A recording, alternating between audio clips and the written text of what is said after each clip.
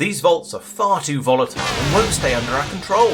Welcome to Laurence Plays Factorio Planetary Pioneers, where we're going to look at how we calm them down a bit, and it involves upgrading from grey cards to yellow ones.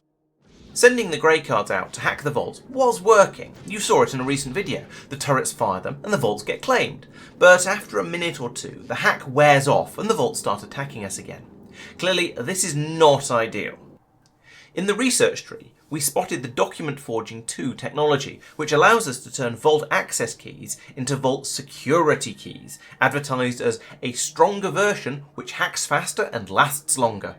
This sounds very interesting, especially as we'd noticed previously that a captured vault console will accept vault security keys, the yellow cards, as an input, much like captured spawners take in bioflux or fermented fish. We already have a setup to make the grey cards, which Mike built and I upgraded to ears, and we've made thousands of them by this point. Quite a lot of them had been used, but there are also still a lot bimbling around the loop of belts past all the vaults we're trying to claim. Due to having a relatively small number of them available at the start, I decided it would be best for them to run round and round in a continuous loop, rather than just buffering them all at the end of the belt.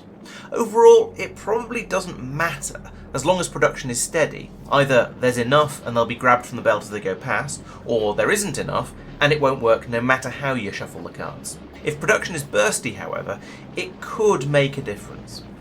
Anyway, I set up a system to bring the unused grey cards back into the factory and make them available to the next step.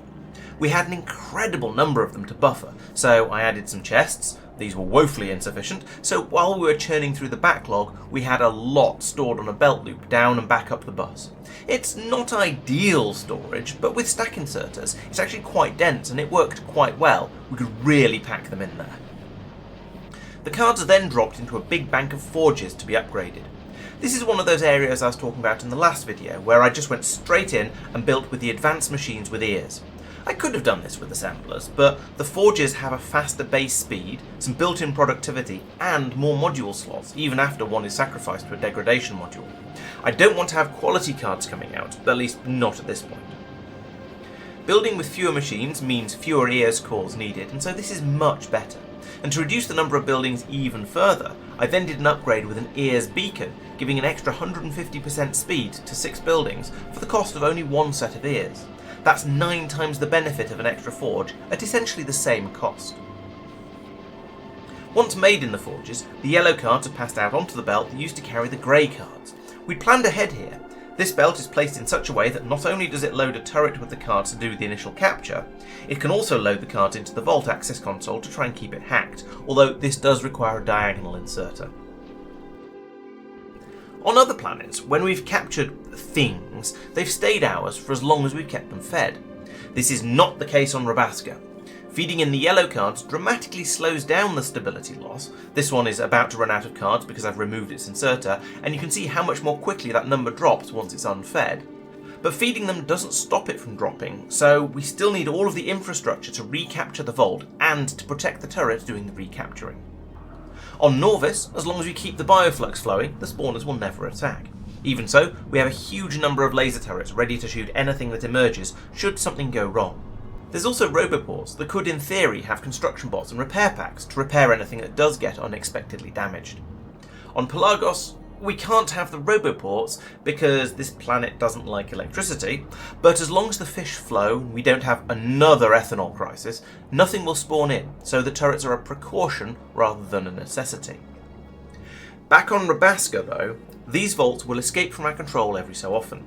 I calculated the health of this console to be dropping by about 4 per second, meaning that every 30 minutes this vault will regain its freedom and produce some defender robots while it's being rehacked. The turrets will deal with them quickly, but it seems to be inevitable that they will take at least a small amount of damage. This means that over time, our turrets will eventually be destroyed through attrition. We could, in theory, place down roboports by each vault, perhaps bring repair packs in by belt, but a roboport can use more than 2 megawatts. Now that is a maximum. Most of the time they'll only be using 50 kilowatts, but while we were setting this up, we were feeling very short on power, and very aware that robots on Rabbascan use a lot more power than normal. Our solution to this was to make some mobile, self-powered roboports, also known as Spidertrons. Each one of these guys is set up with a power system, internal roboports, and some basic defences in the form of shields and lasers. We don't expect them to use rockets, because the Rabbascan bot enemies are so weak that if you shoot a rocket at them, it'll probably have been destroyed by something else before the rocket reaches it, so it's just a waste. These Spidertrons patrol around the planet, checking out each vault in turn, helping out with the defence if it's currently under attack, and repairing any damage to the infrastructure as well. They're set to wait at each vault until they see 5 seconds of inactivity, and then wander off to the next one. The route is pretty long, but as long as we remember to add each vault in as we claim it, which we haven't been, the whole place should remain safe. Unfortunately, they suffer from the bus problem. If a Spidertron gets to a vault and finds some damage to repair, it waits while it sorts it out, like waiting for passengers to get on a bus. This means that the next Spidertron gets a chance to catch up a little bit, and because the first one has already done all the repair work, the next one doesn't have to wait there for as long. The passengers have all been picked up already. This means that the bunching gets worse and worse, and eventually you find yourself waiting ages for a Spidertron, and then 3 come along at once. This is not ideal, but I'm not sure how to solve it. If you have any ideas, please let me know in the comments. Ideally, we'd have a timer that releases a Spidertron from the start point every n ticks, or perhaps we should split the vaults up and have multiple loops with a couple of Spidertrons on each one. At the end of their loop, the Spidertrons return to the north end of the bus, where they can be resupplied with all their consumables, repair packs, bots, and replacement turrets, and apparently rockets, although, as I said, we're not supposed to be using those. I don't think this system would work without the yellow cards. The number of defence drones would be too high for the patrol to cope with. Perhaps we could have used a Spidertron per vault and have it return for resupply when any of the supplies run out, but this way feels more interesting, even if it's probably absolutely horrific for UPS due to all the pathfinding. Since we're using bullet turrets due to the power demands of the lasers, they also need to be kept loaded.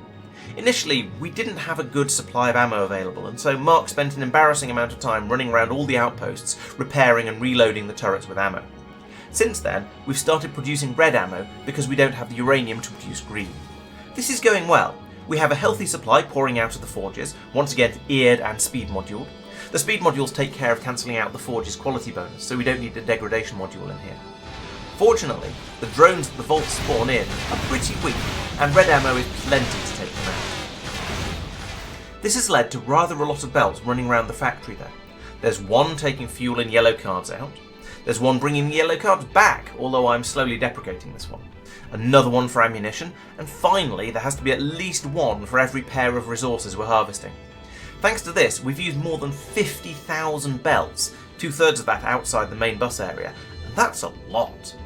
Unfortunately, I didn't really think about supply and demand when I started setting things up and asking people to build things. I just went with the green belts because there seemed to be plenty of them around. This was foolish in hindsight, and probably in foresight really. Blue belts would have been easily fast enough for nearly everything.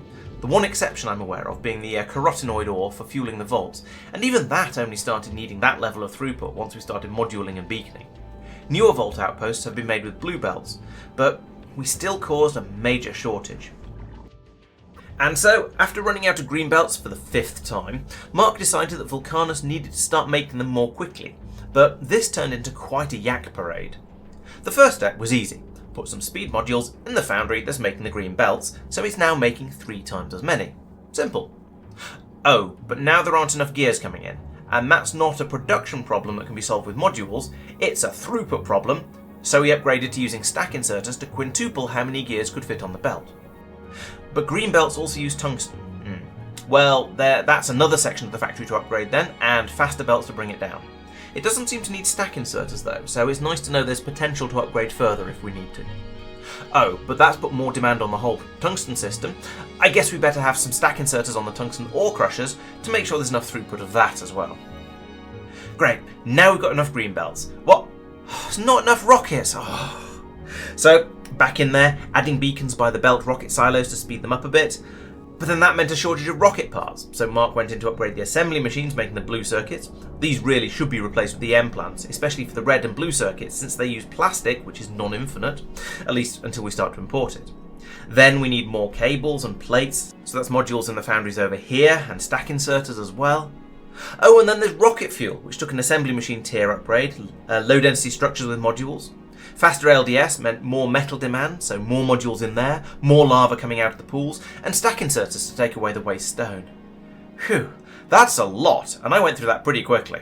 I guess I should have perhaps stuck with the blue belts, although looking at the Morlon Norvis, there's only one foundry and 2 assemblers making those, so I suspect we'd have had a shortage either way.